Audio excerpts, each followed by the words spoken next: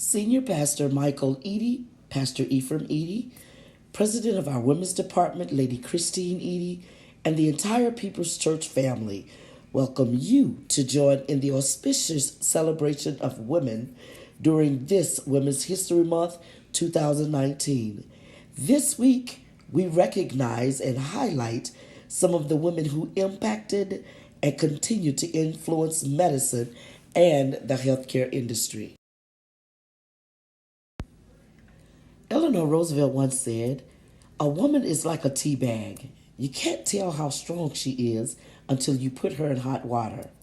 Throughout the course of history, the resilience of women can be visualized in the men, women, boys, and girls whom they have served as wives, mothers, sisters, grandmothers, aunts, teachers, lawyers, social workers, counselors, doctors, and so much more.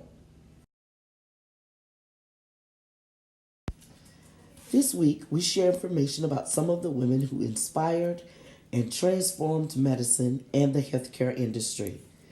Dr. Elizabeth Blackwell in 1849 became the first woman to earn a medical degree in the United States.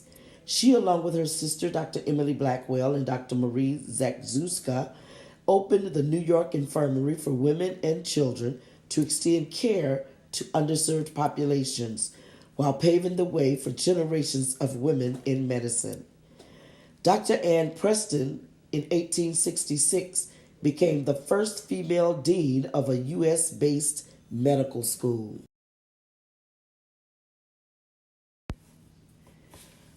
Dr. Rebecca Lee Crumpler in 1864 became the first black woman to earn an MD degree in the United States. She is also celebrated as one of the first black authors of a medical publication. Dr. Susan LaFlesche Picotti in 1889 became the first Native American woman to receive a medical degree, 35 years prior to Native Americans even being recognized as U.S. citizens. In 1947, Dr. Curie became the first woman in the United States to receive the Nobel Prize in Physiology or Medicine for her discovery of the course of the catalytic conversion of glycogen. In 1965, Dr. Taussig became the first female president of the American Heart Association.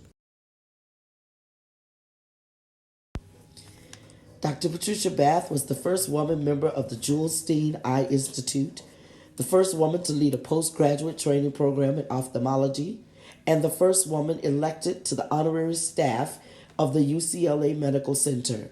In 1977, Dr. Bath, with her colleagues, Dr. Cannon and Dr. Ifeku Nigwe, founded the American Institute for the Prevention of Blindness. Dr. Nancy Dickey, in 1998, became the first female president of the American Medical Association. Today, we also celebrate some of the amazing women healthcare professionals here at the People's Church of the Harvest. Why don't you help me give a great big shout out to Mother Helen Whitfield and Evangelist Vicki Taylor, who are officially retired from almost 60 years of service in the healthcare industry. We have some awesome phlebotomists here at the People's Church. These are individuals responsible for drawing blood to make sure your lab tests can be run, to let the doctors know what's going on internally. Help me to salute Sister Deborah Walker, Sister Kimberly Hatton, and Sister Denise Evans. Come on, let's give it up for each one of them. Let's also celebrate our dialysis patient care technicians, Missionary Marlene Pearson and Sister Sarah Anderson.